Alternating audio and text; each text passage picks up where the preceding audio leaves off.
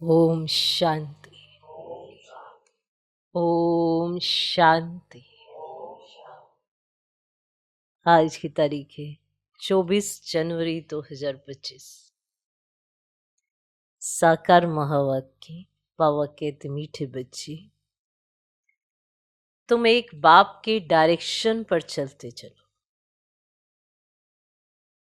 तुम एक बाप के डायरेक्शन पर चलते चलो तो बाप तुम्हारा रिस्पॉन्सिबल है। तो बाप तुम्हारा रिस्पॉन्सिबल है। बाप का डायरेक्शन है, चलते फिरते मुझे याद करो। बाबा कहते मीठे बच्चे, तुम एक बाप के डायरेक्शन पर चलते चलो तो बाप तुम्हारा रिस्पॉन्सिबल है। बाप का डायरेक्शन है, चलते फिरते मुझे याद करो। आज का प्रश्न, जो अच्छे गुणवान बच्चे हैं, जो अच्छे गुणवान बच्चे हैं, उनकी मुख्य निशानी क्या होगी? जो अच्छे गुणवान बच्चे हैं, उनकी मुख्य निशानियां क्या होंगी? अच्छे गुणवान बच्चे, उनकी मुख्य निशानियां क्या होंगी? कुछ दिखता तो होगा ना, ये अच्छे हैं, गुणवान हैं, अच्छे हैं। उत्तर, वे कांटों को फूल बनाने की अच्छी सेवा करेंगे। वे कांटों को फूल बनाने की अच्छी सेवा करेंगे। किसी को भी कांटा नहीं लगाएंगे। किसी को भी कांटा नहीं लगाएंगे। कभी भी आपस में लड़ेंगे नहीं। कभी भी आपस में लड़ेंगे नहीं। किसी को भी दुख नहीं देंगे। किसी को भी दुख नहीं देंगे। दुख देना भी कांटा लगाना है। दुख देना भी कांटा लगाना है। तो जो अच्छे गुणवान बच्चे हैं, उनकी मुख्य निशानियां क्या होंगी? उत्तर, वे कांटों को फूल बनाने की अच्छी सेवा करेंगे। किसी को भी कांटा नहीं लगाएंगे। कभी भी आपस में लड़ेंगे नहीं। किसी को भी दुख नहीं देंगे। दुख देना भी कांटा लगाना है। आज का गीत है, ये वक्त जा रहा है। ओम शांति। मीठे मीठे सिकिलधे रूहानी बच्चों ने नंबरवार पुरुषार्थ अनुसार इस गीत का अर्थ समझा। मीठे मीठे सिकिलधे रूहानी बच्चों ने नंबरवार पुरुषार्थ अनुसार इस गीत का अर्थ समझा। नंबरवार इसीलिए कहते हैं क्योंकि कोई तो फर्स्ट ग्रेड में समझते, कोई सेकंड ग्रेड में, कोई कोई थर्ड ग्रेड में। समझ भी हर एक की अपनी अपनी है। निश्चय बुद्धि भी हर एक की अपनी है। बाप तो समझाते रहते हैं, ऐसा ही हमेशा समझो कि शिव बाबा इन द्वारा डायरेक्शन देते हैं। तुम आधा कल्प आसुरी डायरेक्शन पर चलते आए हो। अब ऐसे निश्चय करो कि हम ईश्वरीय डायरेक्शन पर चलते हैं तो बेड़ा पार हो सकता है। अगर ईश्वरीय डायरेक्शन ना समझ, मनुष्य का डायरेक्शन समझा तो मूंझ पड़ेंगे कि ये शिव बाबा नहीं ये कह रहे हैं। अगर ऐसा समझा तो मूंझ पड़ेंगे। मूंझाएंगे ना, क्या करें, कैसे करें, क्या ना करें, मूंझ पड़े। बाप कहते हैं मेरे डायरेक्शन पर चलने से फिर मैं रिस्पॉन्सिबल हूं ना। तो मेरे डायरेक्शन पर चल रहे हो तो फिर मैं रिस्पॉन्सिबल हूं ना। इन द्वारा जो कुछ होता है उनकी एक्टिविटी का मैं ही रिस्पॉन्सिबल हूं। ठीक, इनके द्वारा जो कुछ होता है, जो भी ये डायरेक्शन देते हैं, तो फिर मैं रिस्पॉन्सिबल हूं, उसको हम राइट करेंगे। तुम सिर्फ हमारे डायरेक्शन पर चलो, जो अच्छी रीति याद करेंगे वही डायरेक्शन पर चलेंगे। कदम कदम ईश्वरीय डायरेक्शन समझ चलेंगे तो कभी घाटा नहीं होगा। कदम कदम पर महसूस करना है कि ये डायरेक्शन किसके है, ईश्वरीय डायरेक्शन। ये सोचोगे इन्होंने दिए हैं, साकार दे रहे हैं, तो फिर घाटा ही घाटा पड़ेगा, क्योंकि समझ जाएंगे कि मनुष्य दे रहे हैं। हमेशा समझो कि ये ईश्वरीय डायरेक्शन है, आप चलो तो फायदा ही फायदा है, निश्चय में ही विजय है। बहुत बच्चे इन बातों को समझते नहीं है। थोड़ा ज्ञान आने से देहाभिमान आ जाता है। ये नहीं समझते जिनके माध्यम से तुम्हें ज्ञान मिलता है वो कौन है। बस थोड़ा सा ज्ञान आया, देहाभिमान आ जाता है। योग बहुत कम है, बहुत ही कम है। ज्ञान तो है, हिस्ट्री ज्योग्राफी को जानना ये तो सहज है। यहां भी मनुष्य कितनी साइंस आदि पढ़ते हैं, ये पढ़ाई तो इजी है, बाकी मेहनत है योग की। हिस्ट्री ज्योग्राफी जान लेना, क्या हुआ था, कैसे हुआ था, वो जान लिया, ठीक है, ये ज्ञान है। बाकी मेहनत तो योग की है। कोई कहे बाबा हम योग में बहुत मस्त रहते हैं, बाबा मानेगा ही नहीं। बाबा हर एक की एक्ट को देखते हैं। बाप को याद करने वाला तो मोस्ट लवली होगा, याद नहीं करते इसीलिए ही उल्टा सुल्टा काम होता है। बहुत रात दिन का फर्क। अभी तुम इस सीढ़ी के चित्र पर भी अच्छी रीति समझा सकते हो। इस समय है कांटों का जंगल, ये बगीचा नहीं है। ये तो क्लियर समझाना चाहिए कि भारत फूलों का बगीचा था, और बगीचे में कभी जंगली जानवर रहते हैं क्या? वहां तो देवी देवता रहते हैं। बाप तो है ही हाईएस्ट अथॉरिटी, और फिर ये प्रजापिता ब्रह्मा भी हाईएस्ट अथॉरिटी ठहरे। ये दादा है सबसे बड़ी अथॉरिटी, शिव और प्रजापिता ब्रह्मा। आत्माएं हैं शिव बाबा के बच्चे, और फिर साकार में हम भाई बहन सब हैं प्रजापिता ब्रह्मा के बच्चे। यह है सबका ग्रेट ग्रेट ग्रैंडफादर। ऐसे हाईएस्ट अथॉरिटी के लिए हमको मकान चाहिए। ऐसे तुम लिखो, फिर देखो बुद्धि में कुछ आता है।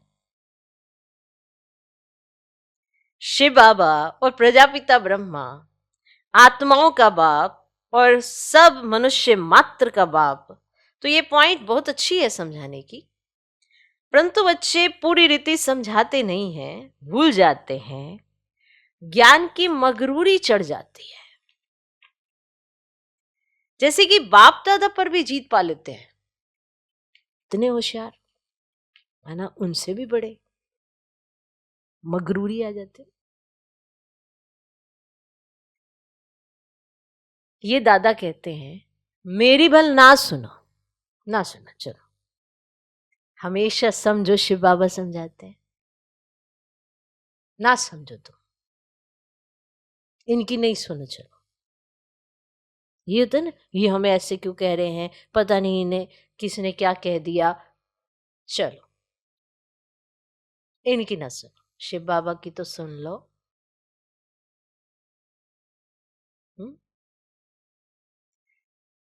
ठीक है, हमेशा समझो शिव बाबा समझाते हैं, उनकी मत पर चलो। डायरेक्ट ईश्वर मत देते हैं कि ये करो, रिस्पॉन्सिबल हम हैं। ईश्वरीय मत पर चलो। ये ईश्वर थोड़ी ही है, तुमको ईश्वर से पढ़ना है ना। हमेशा समझो ये डायरेक्शन ईश्वर देते हैं। ये लक्ष्मी नारायण भी भारत के ही मनुष्य थे, ये भी सब मनुष्य हैं, परंतु ये शिवालय के रहने वाले हैं इसलिए सब नमस्ते करते हैं। परंतु बच्चे पूरा समझाते नहीं हैं, अपना नशा चढ़ा रहता है। डिफेक्ट तो बहुतों में है ना। जब पूरा योग हो तब विक्रम विनाश हो। विश्व का मालिक बनना कोई मासी का घर थोड़ी है।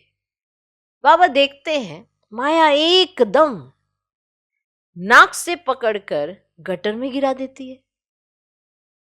बाप की याद में तो बड़ी खुशी में प्रफुल्लित रहना चाहिए। सामने ऑब्जेक्ट खड़ी है, हम ये लक्ष्मी नारायण बन रहे हैं और भूल जाने से खुशी का पारा नहीं चढ़ता है। कहते हैं हमको निष्ठा में बिठाओ, बाहर में हम याद नहीं कर सकते हैं। अब याद में नहीं रहते हैं इसीलिए कभी कभी बाबा भी प्रोग्राम भेज देते हैं, परंतु याद में बैठते थोड़े ही हैं।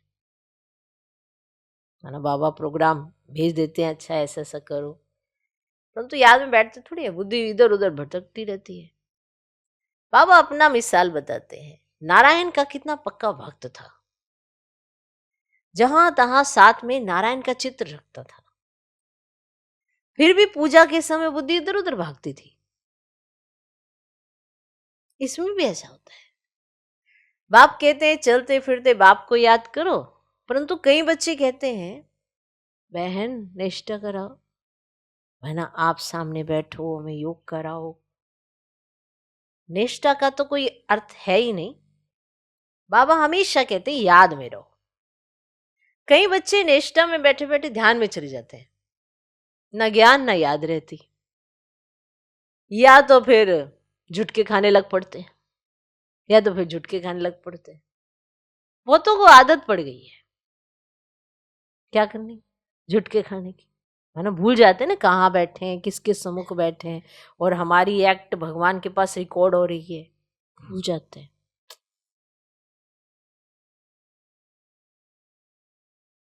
तो बहुतों को ना आदत पड़ गई है। अब यह तो अल्पकाल की शांति हो गई, गोया बाकी सारा दिन अशांति रहती है।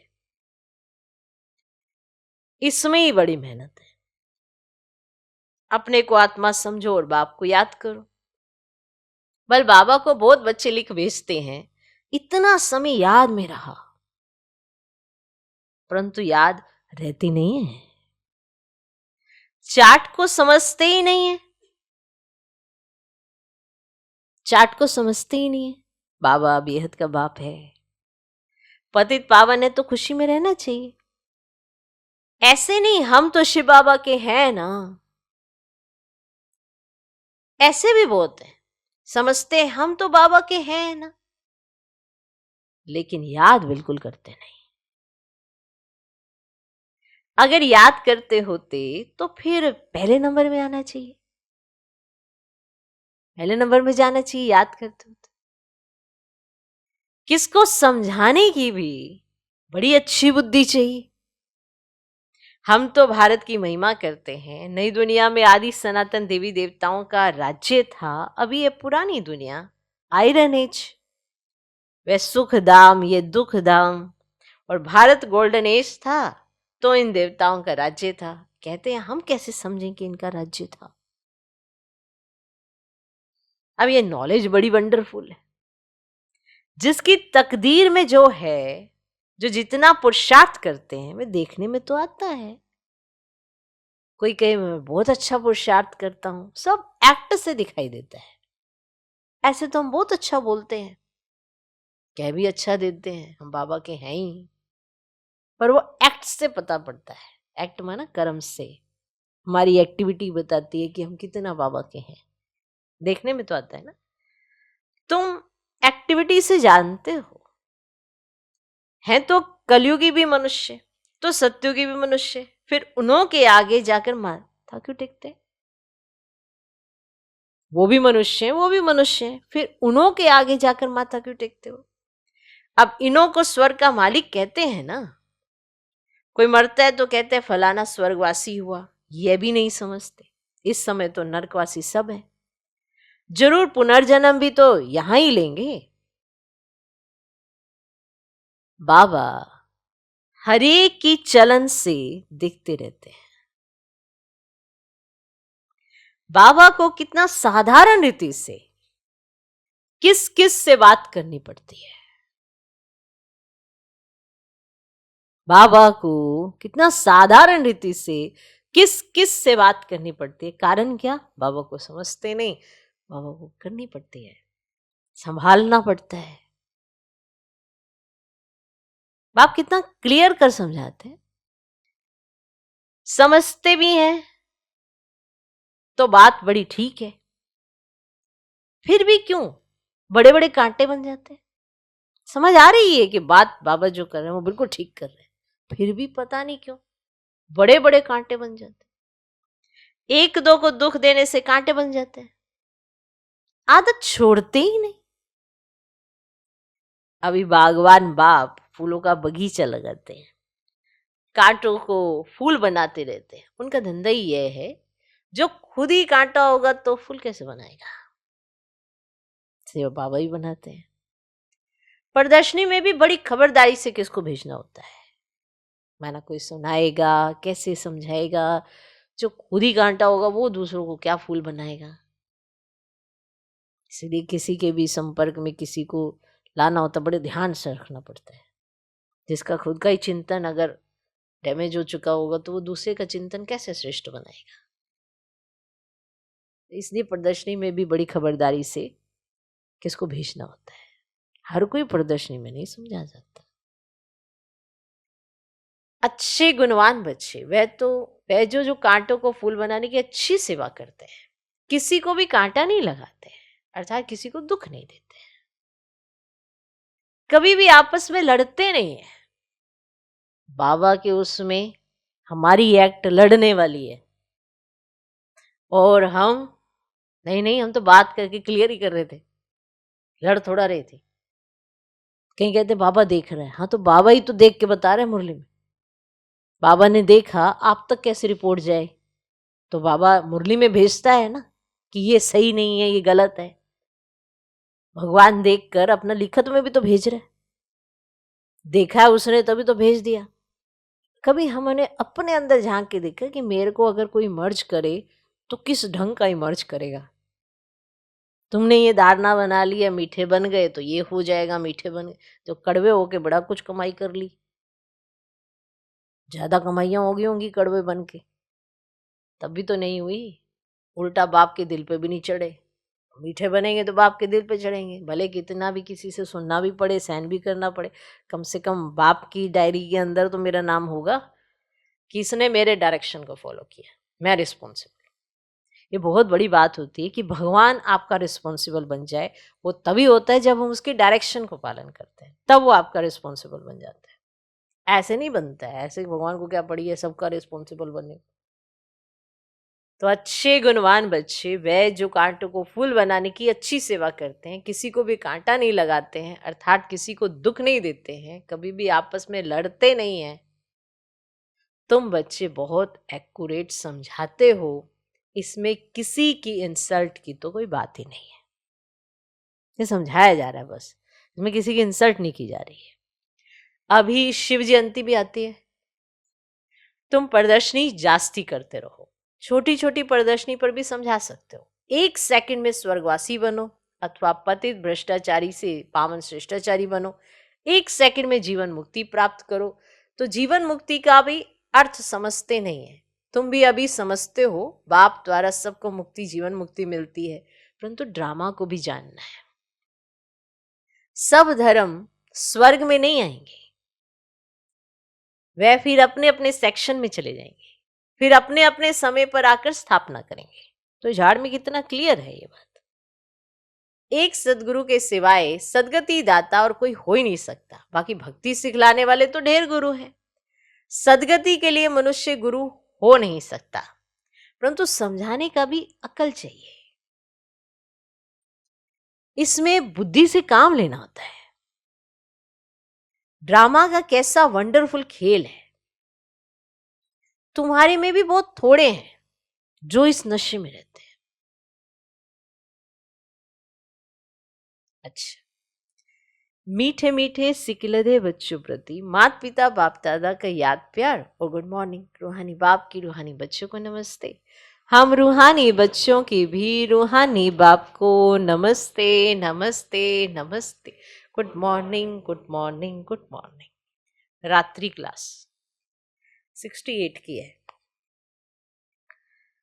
ठीक है। 18 मार्च।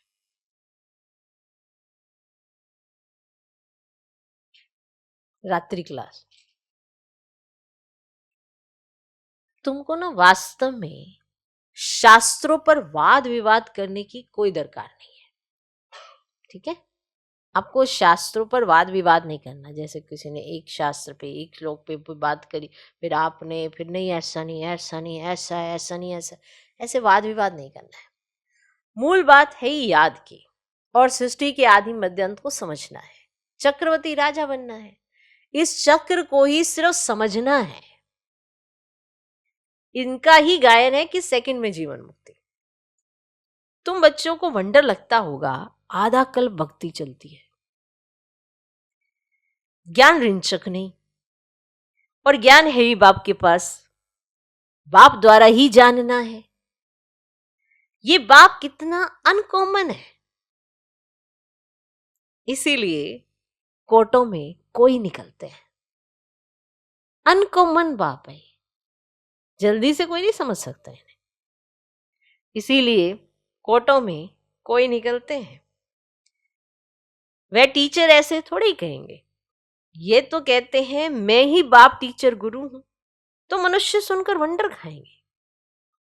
भारत को मदर कंट्री कहते, क्या कहते, मदर कंट्री कहते, क्योंकि अंबा का नाम बहुत बाला है। अंबा के मेले भी बहुत लगते हैं। अंबा मीठा अक्षर है। छोटे बच्चे भी मां को प्यार करते हैं ना, क्योंकि मां खिलाती पिलाती संभालती है। क्योंकि मां खिलाती पिलाती और संभालती है। अब अंबा का बाबा भी चाहिए ना। ये तो बच्ची है एडॉप्टेड, पति तो है नहीं। ये नई बात है ना।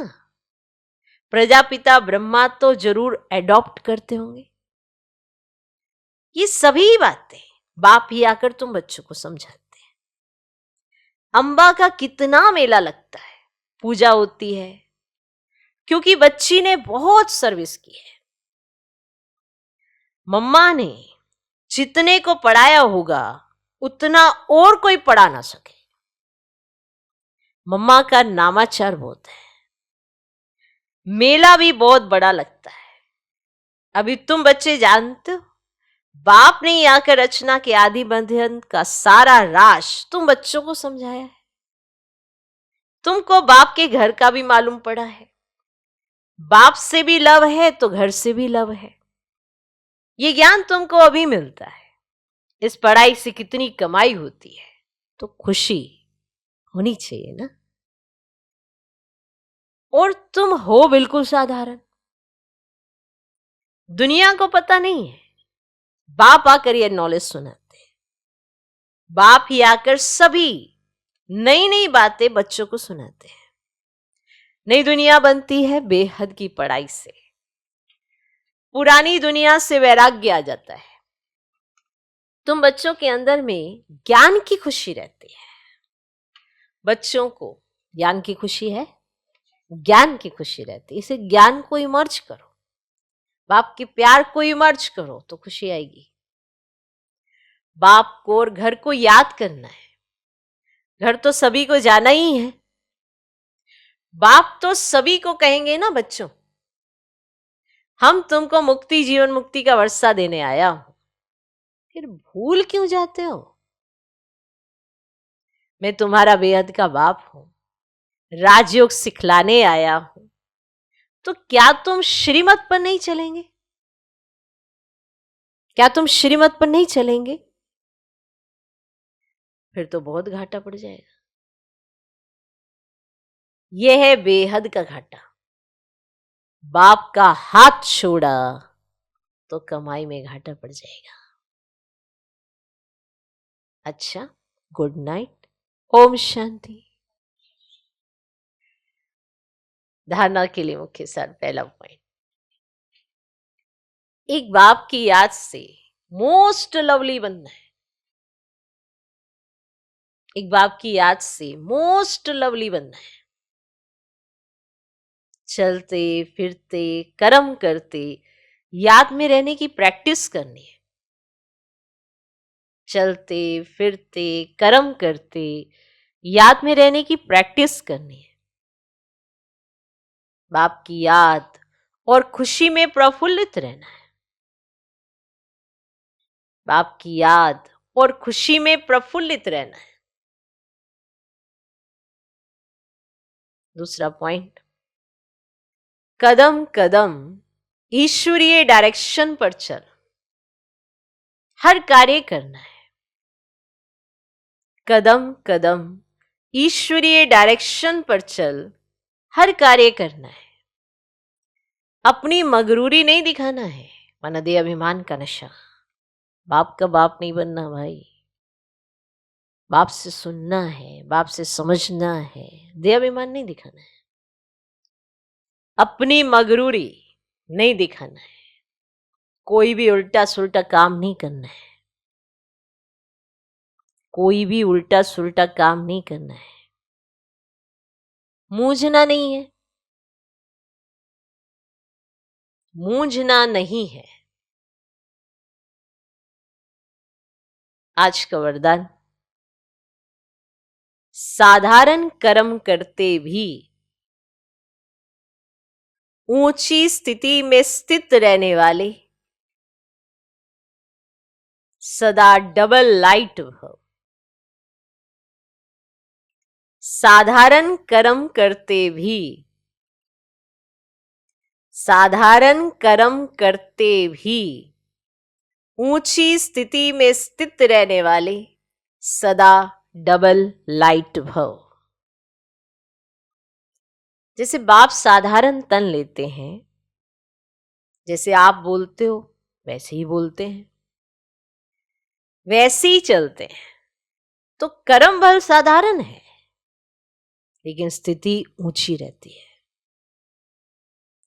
ऐसे आप बच्चों की भी स्थिति सदा ऊंची हो, डबल लाइट वन, ऊंची स्थिति में स्थित हो। कोई भी साधारण कर्म करो, ऊंची स्थिति में स्थित होकर कर्म करो।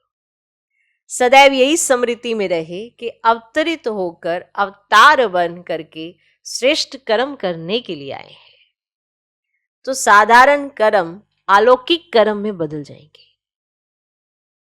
फिर जो भी आप साधारण कर्म करते हो, जो भी आपकी दिनचर्या के साधारण कर्म होते हैं, वो अलौकिक कर्म में बदल जाएंगे। है तो साधारण मनुष्य, कर्म तो करना ही है, लेकिन वो कर्म साधारण ना दिखाई दे, अलौकिक नजर आए। माने आपकी प्रेजेंस हो तो फिर अलौकिकता छा जाए। और तभी होगा जब आपको ये स्मृति रहेगी कि आप कौन, क्या करने के लिए आए हो। तो याद रहे, अवतरित होकर अवतार बन करके श्रेष्ठ कर्म करने के लिए आए हैं, साधारण जीवन जीने के लिए नहीं आए हैं। बहुत विशेष पॉइंट है आज का स्लोगन। आत्मिक दृष्टिवृत्ति का अभ्यास करने वाले, आत्मिक दृष्टिवृत्ति का अभ्यास करने वाले पवित्रता को सहज धारण कर सकते हैं।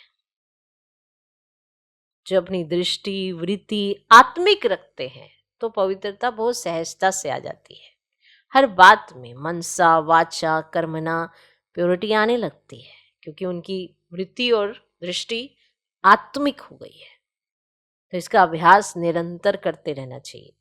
आत्मिक दृष्टि वृत्ति का अभ्यास करने वाले पवित्रता को सहज धारण कर सकते हैं। अपनी शक्तिशाली मनसा द्वारा साकाश देने की सेवा करो। जितना स्वयं को मनसा सेवा में बिजी रखेंगे उतना सहज मायाजीत बन जाएंगे। सिर्फ स्वयं के प्रति भावुक नहीं बनो, लेकिन औरों को भी शुभ भावना और शुभकामना द्वारा परिवर्तित करने की सेवा करो। भावना और ज्ञान, स्नेह और योग दोनों का बैलेंस हो। भावना और ज्ञान, स्नेह और योग दोनों का बैलेंस हो। कल्याणकारी तो बने हो, अब बेहद विश्व कल्याणकारी बनो। ओम शांति।